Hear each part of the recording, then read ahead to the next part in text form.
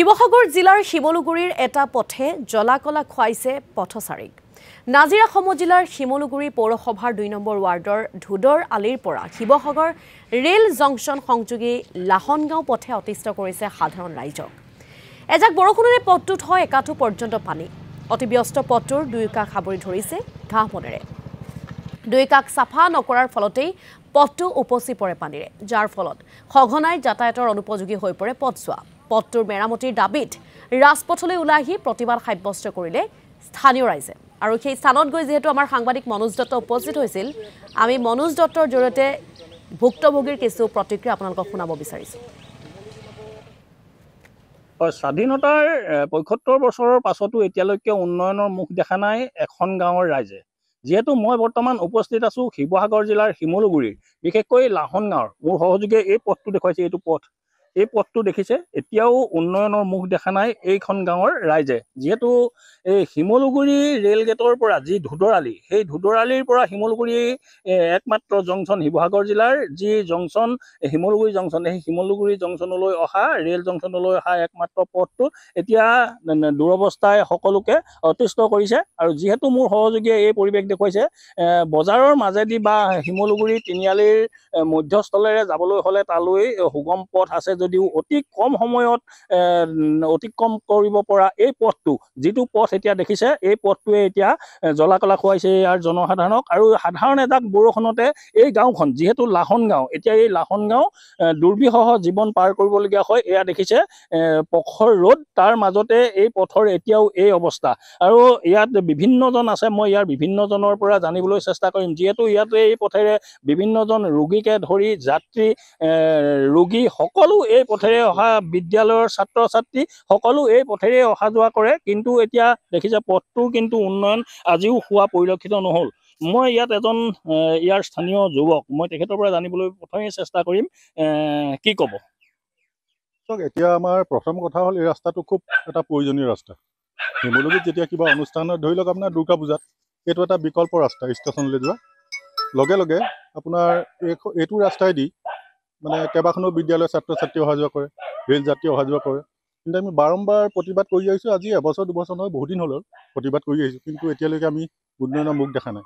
এই ক্ষেত্ৰত আমাৰ ৰেলৱেৰ সহযোগিতা লাগিব বুলি মই অনুভৱ কৰোঁ। আৰু যদি এই ৰাস্তাটো উন্নত হৈ যায়, তেতিয়া আমাৰ শিমলুগুৰি বহুখিনি মানে ভিৰ, যিটো এতিয়া যান জঁট হয়, কমি যাব। এইটো ৰাস্তাই চলাচল কৰিব পাৰিব। হ'লেও আজি চলাচল কৰি আছে, কিন্তু ৰাস্তাৰ অৱস্থা আপোনালোকে দেখিছে এনেকুৱা হৈছে। গতিকে মই আশা ৰাখিম যাতে বিভাগীয় কৰ্তৃপক্ষই যাৰ আণ্ডাৰত পৰে, আৰু তেওঁলোকে অকণমান চোৱা চিতা কৰি দিলে আমাৰ সকলোখিনি ভাল হ'ব। স্কুলৰ ছাত্ৰ ছাত্ৰী হওক, ৰেলৰ যাত্ৰী হওক, সকলোৰে কাৰণে সুবিধা হ'ব।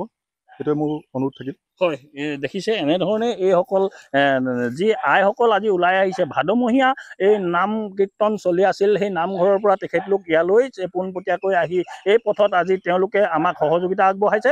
যিহেতু এয়া দেখিছে কালভাৰ্ট, তেখেতলোকে বিভিন্ন সময়ত এই পথেৰেই তেখেতলোকে যাত্ৰা কৰে, আৰু এই পথত যাত্ৰা কৰোঁতে বিভিন্ন সময়ত তেওঁলোকৰ দুৰ্ঘটনাত পতিত হয়। তেওঁলোকে খোজকাঢ়ি অহা যোৱা কৰাটো তেওঁলোকৰ যথেষ্ট অসুবিধাৰ সন্মুখীন হোৱা পৰিলক্ষিত হৈছে। আৰু ইয়াত টাউন কমিটিয়ে যিহেতু এই পথটোৰ উন্নয়নৰ ক্ষেত্ৰত গুৰুত্ব প্ৰদান কৰিব লাগিছিল, কিন্তু সেই টাউন কমিটিয়ে এতিয়ালৈকে, শিমলুগুৰি টাউন কমিটিয়ে তেওঁলোকে নিজৰ দায়িত্ব পালন কৰা পৰিলক্ষিত হোৱা নাই। অন্যহাতে তেওঁলোকে ৰেলৰ কিছু নিলগতেই থকাৰ বাবে ৰেলৰ আজুহাততো তেওঁলোকে এই পথটো উন্নয়নৰ ক্ষেত্ৰত তেওঁলোকে পিঠি দিয়া পৰিলক্ষিত হৈছে। অন্যহাতে এইসকল আইসকল ইয়াত এনেধৰণে তেখেতলোক নাম কীৰ্তন সামৰি ইয়াত তেওঁলোকে পথত এনেধৰণে প্ৰতিবাদৰ দৰে কাৰ্যসূচীত অংশগ্ৰহণ কৰিবলৈ তেওঁলোক ওলাই আহিছে। আৰু মই ইয়াত অন্যজন আছে, ঘৰৰ সন্মুখতেই তেওঁলোকে সদায় পুৱাৰে পৰা পানীতেই থাকিবলগীয়া হয়। কি ক'ব আপুনি? প্ৰথমতে মই আপোনাক কাষলৈ আহিলে অকণমান ভাল হ'ব। আইসকলো আছে আপোনালোকৰ, কি ক'ব? এই আপোনালোকৰ এতিয়া দেখিছোঁ যথেষ্ট অসুবিধাটো হৈছে ইয়াত। কাৰণটো ক'লে এইটো ধৰক এই ৰাস্তাটো ষ্টেচনলৈ যায়, আৰু আমাৰ মানে বিশেষকৈ অসুবিধা হয় ইয়াত। মানে পানী হৈ গ'লে গোটেই ঘৰটো সোমাইগৈ পানী, ৰাস্তাটো পানী, এতিয়া পদূলিতে পানী দেখিবই আপোনালোকে। মোৰ যিখন মানে গেট আছে, গেটৰ মুখতো পানী পূৰা। আৰু এই ৰাস্তাটো বহুত স্কুল আছে এইফালে, এখন, দুখন, তিনিখন, চাৰিখনমান স্কুল আছে, কলেজো আছে। সেইখিনি ল'ৰা ছোৱালীও যাবলৈ অসুবিধা হয়। এতিয়া বিশেষকৈ এই ৰেল লাইনৰ ইয়াত ছাতি লৈ যদি বাৰিষা যায়, তেতিয়াহ'লে মানে ইয়াত এইটো কাৰেণ্ট আছে, এইটো বস্তুটো ছাতিত মানে অলপ ধৰে বুলি কৈছে আৰু এই বিভাগীয় মানুহবিলাকে। কিন্তু সেইটোকে চাই এতিয়া ৰাস্তাটো যদি অলপমান মেৰামতি কৰি দিয়ে, ৰেলৱে বনাম কৈ আছে, কেতিয়া বনাব, টাউন কমিটিও নবনায়। টাউন কমিটিয়ে অলপমান আৰু সেই কেতিয়াবা পেলাই দিয়ে। যোৱা বছৰতো মই 7 গাড়ীমান পেলাইছোঁ হেৰি। আৰু এই শিমলুগুৰিৰ এই গাঁওখনৰ আচলতে দুৰৱস্থা দেখিলেই অনুমান কৰিব পাৰিব কিমান জমৰ যাতনা ভুগি আহিছে সেই গাঁওখনৰ লোকসকলে। গতিকে এই বিষয়সমূহ দৃষ্টিগোচৰ কেতিয়া হ'ব চৰকাৰৰ, সেয়া কিন্তু পৰৱৰ্তী সময়ত লক্ষণীয় বিষয় হিচাপে দেখা দিব। আমাক এই মুহূৰ্তত সেই স্থানৰ পৰা কিছু পৰিৱেশ দেখুৱালে আমাৰ জ্যেষ্ঠ সাংবাদিক মনোজ দত্তই।